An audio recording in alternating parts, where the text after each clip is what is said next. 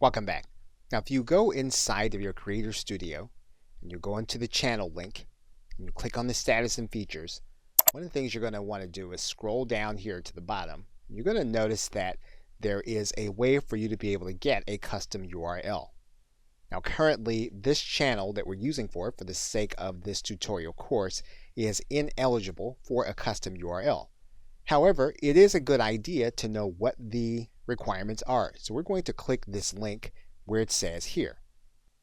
And what you're going to notice is that this is going to give you the ability to give you a name that you can give to your YouTube URL instead of the long, ugly one that we were working with earlier.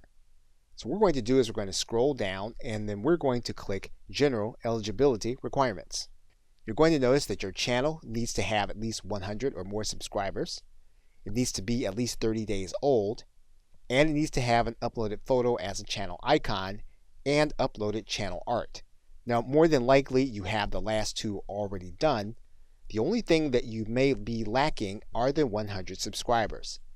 So that is going to be the thing that you're going to need to work on in order to have a more attractive URL, and even more than it being attractive, for it to be memorable.